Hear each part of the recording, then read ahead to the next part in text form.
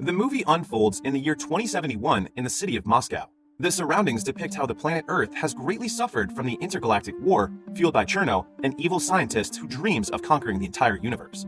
He is regarded as the most dangerous prisoner, turning his experiments as weapons that threaten lives. 20 years after the war, the humans, also known as Earthlings, still face hardships and struggle to sustain their basic needs. Anton, a young male Earthling, waits in a long line of humans to refill his water supply when a mysterious figure from the shadows intentionally manipulates a metal pole to collapse from behind him. Anton manages to evade the falling pole, but it creates a commotion in the area. The humans in line stare at him in dismay, accusing him of being plagued by bad luck out of the annoyance at the continuous accidents involving him. Meanwhile, the mysterious figure who turns out to be Cherno's daughter, Valia, reports back to her father in his gigantic spaceship-turned-prison. Valia's consistent failed attempts to stimulate Anton's DNA upsets Cherno. His latest invention, called the protogene, a combination of unique cells, is about to run out. The last remaining protogene is revealed to be within Anton's DNA, and it serves as the only key to his freedom. As a result, Cherno continually pressures her to keep on pursuing Anton and kill him for good, to which Valia feels heavily burdened. While Cherno's prison resides in the Earth's deep underground, another huge spaceship hovers right above it inside the city. This spaceship is displayed as a dandelion-shaped stadium that caters to a high-risk flying sport known as cosmoball. In this sport, intergalactic teams of 4 must kick the destructive ball of energy called Wave Eater 5 times to open their opposing team's goal and score a point. 3 gifted humans, Fan, Natasha, and Pelly, make up the Team Earthlings, in which they all skillfully strike their opponent's goal open amidst being outnumbered. The game is broadcasted everywhere above the skies of the Earth in big, holographic scenes, serving as the humans' greatest source of entertainment. On the contrary, Anton is frustrated at the impact brought by Cosmoball to the humans. He calls them out for being too immersed in a game when there are far better things to focus on, such as getting a job and dealing with hunger. Back in the stadium, the Earthlings and their current opponent, the Sarusians, both succeed at opening their opposing goal zones. Stan, a star player of the Sarusians, strikes a goal and they take the lead against the Earthlings by 1. In fact, the Wave Eater is one of Cherno's inventions. In the midst of transporting another Wave Eater to the playing field, Cherno successfully intercepts the transfer and instead tosses the wave towards the machines. A few machines smash to bits, severely injuring the guards in the process. This urges Bello, the head of the Galactic Cosmoball League, to momentarily halt the game and inform the players about the sudden technical difficulty. The guards regain control of the Wave Eater, and the game resumes as soon as the ball reaches the playing field. Though the game ends in a draw, it is the first time in history that the Earthlings triumphantly make their way to the finals, earning a loud cheer from the human spectators in and out of the stadium. Cherno, on the other hand, shouts in anguish at the sight of his creation turning into lumps of rock. The night emerges and Anton comes home to his sick mother. He finds out that his mom has been lying about her medical supply and pretends to be fine. Anton rushes to the pharmacy, where he comes across a young woman named Anya. The two of them break into the pharmacy to steal some food and medical supplies, but the alarm immediately catches the attention of the police. 2 police officers, led by Captain Vasily, catch up to them. Anton pretends to surrender alone and distracts the officers while Anya remains hidden. He manages to create an opening by distracting them and is able to run away. Just then, Anton runs and crashes onto a rushing vehicle, causing him to shout in panic. Vasily checks the front of the truck only to find nothing else but the stolen medicine spilled all over the floor. They leave the place in confusion, while Valia, who has effectively concealed herself as the driver of the truck, grins in satisfaction. Later, it is revealed that Anya is also Valia, who has been following Anton all this time. Anton's fear has activated the protogene and his teleportation ability for the first time, as he teleports uncontrollably a few miles away from his previous location. Disguised as Anya, Valia lures Anton to her basement and captures his attention through their common interests, such as their shared dislike for Cosmoball and their desire to help their sick parents. Anton listens intently, oblivious of why Anya pulls a few strands of his hair to collect a portion of the protogene from his DNA. Anya brings the hair strands to her father. However, the protogene barely responds because of the inadequate amount. Meanwhile, Anton comes back home surprised at the sight of Bello and the Team Earthlings in their house. Bello confirms Anton's teleportation ability and expresses his interest in recruiting him as the 4th player of the Team Earthlings. Anton strongly declines, telling them that he does not like Cosmoball and that he has to take care of his sick mom. Natasha steps in and insists on finding a cure for his sick mom in exchange for his approval. She convinces both Bello and Anton, and they seal the deal with a handshake. Anton is instantly brought to the stadium ship, where he marvels at every sight. During his checkup, Bello takes a sample of Anton's genetic material in order to generate his very own Sputnik, a droid that will serve as his gear and buddy during the games. Everyone from Team Earthling owns a Sputnik that caters to their respective body composition. Anton slightly struggles in the first few minutes of training, but does not take long to control his teleportation abilities. He adjusts to the abilities quickly enough for Bello and the Team Earthlings to observe a situation that they have never encountered. Deep in thought, Bello instructs Anton to play for the first 2 games the next day and resume his training afterwards.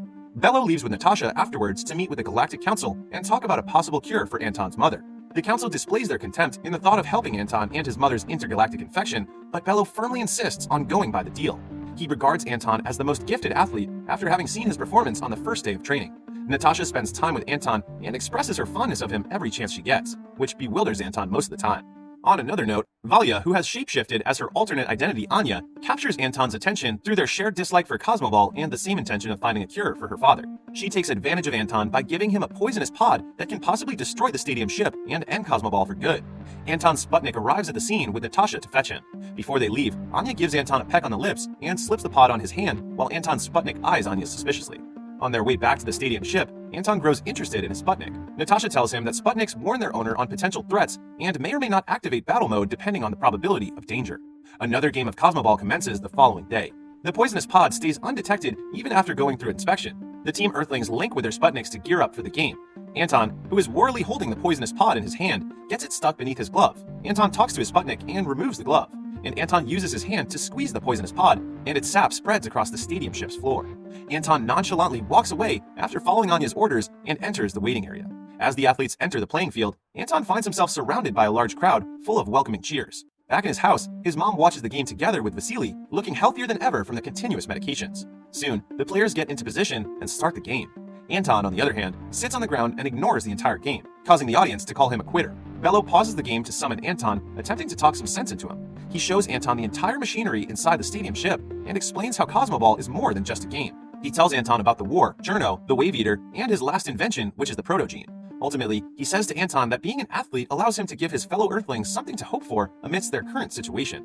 Anton eventually realizes the repercussions of his action and runs back to retrieve the poisonous pod that he dropped, only to find that it has already seeped into a portion of the ship's stadium.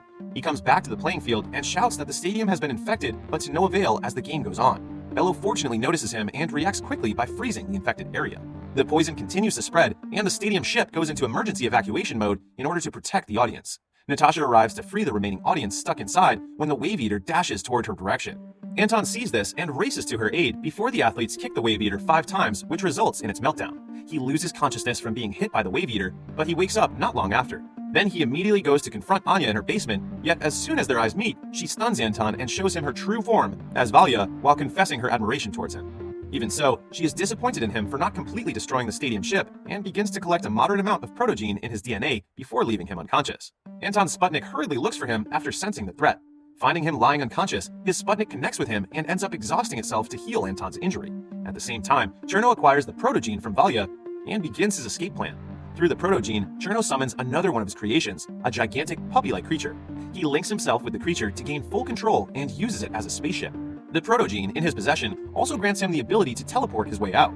After a while, Anton wakes up and sees Natasha and Bello beside him. Somewhere inside the same basement, Bello hears Cherno calling his name. Cherno addresses Bello as his creator and invites him to join forces with him. Natasha becomes confused upon hearing this. She questions him up front, but Bello shrugs her off. Along with the Sarusians and Amazonians, they all gather outside and briefly encounter Cherno as he successfully escapes and teleports out of planet Earth. Meanwhile, the athletes stay on guard throughout the city while Bello informs the Galactic Council. He also reveals the closely guarded secret about Cosmoball to everyone. They learn that Cosmoball is not a game, but a war, and that the stadium ship is built to prevent the destruction of the planet. Back in his home, Anton's mom comes to tell him that the athletes are leaving for the war against Cherno, but Anton lies down wearily and disheartened from the events around him while holding his Sputnik in his embrace. His mom turns to comfort him, saying that on planet Earth, people make mistakes all the time, but there are strong people who try to fix the mistakes they've made. Simultaneously, Bello holds another meeting with the Galactic Council about their plan of action, when Natasha suddenly enters. Natasha is still bugged by what she heard. She persistently asks Bello why Cherno addressed him as his creator. Bello is left with no choice but to explain to her that Cherno is the greatest failure as a fellow scientist. He says that Cherno was forged in his image. He admits his mistakes, thinking that Cherno would assist him like the Sputniks do. He has given him feelings, but has failed in shaping those feelings. Bello and Cherno's falling out has led to the banishment of Cherno and has resulted in the events of the intergalactic war 20 years back. Outside the planet Earth, Cherno prepares to fire his newly created Wave Eaters from his ship. He reunites with Valya, instructing her to prevent the athletes from leaving the Earth as long as she can. The huge battle ensues immediately after Cherno sends a succession of Wave Eaters to the surface of Earth. At the same time, Fan, Peli, along with the members of the Sarusians and Amazonians, spread out in different positions outside the city in anticipation. They continuously kick at the incoming Wave Eaters, tossing it towards each other to complete the 5 strikes. Outside, the ships of the Galactic Fleet set up a trap for Cherno and his ship through the supervision of Bello. Cherno, on the other hand, nullifies the trap and destroys the ship single-handedly, which is watched by Bello and Natasha in torment. Using the stadium ship, they continue their pursuit on Cherno. In the midst of destroying the Wave Eaters, the athletes begin to feel fatigue. Stan is on the verge of overheating, while Fan is injured from being hit by the Wave Eater. Despite that, they push forward. The impact of their swift strike causes some buildings to crash in some areas of the city. It is when Anton alarmingly gets up and witnesses what is happening. He talks earnestly to his Sputnik and fully establishes their connection. Anton later calls his Sputnik's name Mowgli, which finally awakens it. Anton heads out to assist Fan and Pelly. He brings injured Fan to safety with the help of their fellow Earthlings. The residents of the city of Moscow find shelter against the falling debris, including Anton's mom and Vasily, who has developed a romantic relationship after hanging out together on several occasions. Up in the sky, 2 Wave Eaters in a row rush towards Anton's direction. He manages to strike the first one, but fails to notice the second one, which drags him towards the ground. He lands safely, but ends up in tattered clothes. His Sputnik, Mowgli, senses the situation and instantly comes to his aid.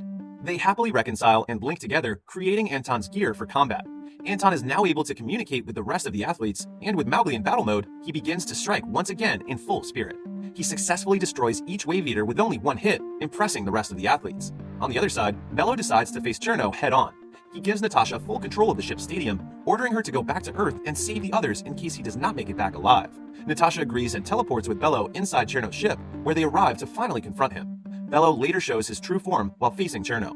They shortly catch up on the 20-year gap, and immediately after, their battle transpires. Cherno sneaks an attack towards Bello, but they quickly catch on. In response, Natasha teleports right in front of Cherno to kick him, but Valya interrupts her. Natasha evades Valya's attack and teleports away. However, Valya captures and stuns her instantly. Cherno aggressively charges at Bello, gloating that he has gotten much stronger than him despite being his creation. Meanwhile, Anton successfully teleports on the Earth's moon with Mowgli, witnessing the moon's sorry state. Mowgli's alarm activates, sensing danger nearby. They head towards the area straight away while thinking of Natasha and Bello.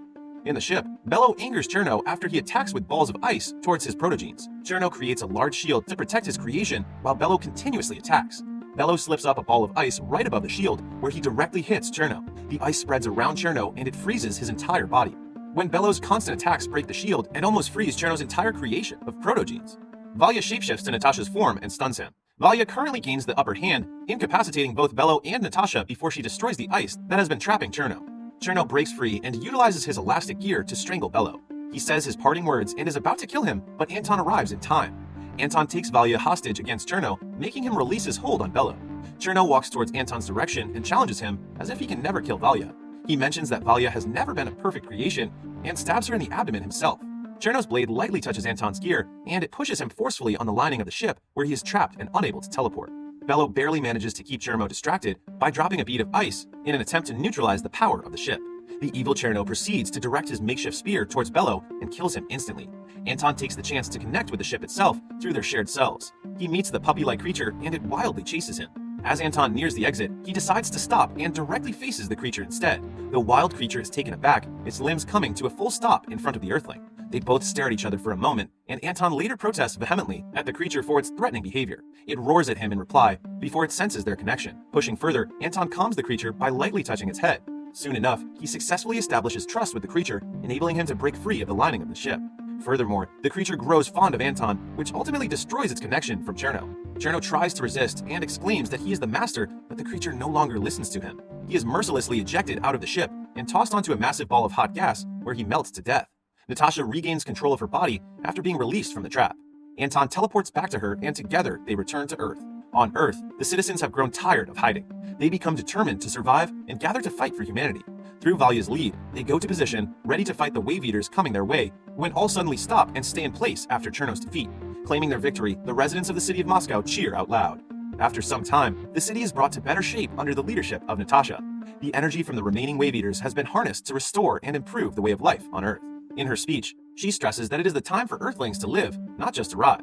It is broadcasted all over the planet, with everyone honoring Bello's sacrifice. The movie concludes with the Team Earthlings reuniting after Natasha's speech, along with Anton's mom, new stepdad Vasily, Mowgli, and the creature who he now calls Kid.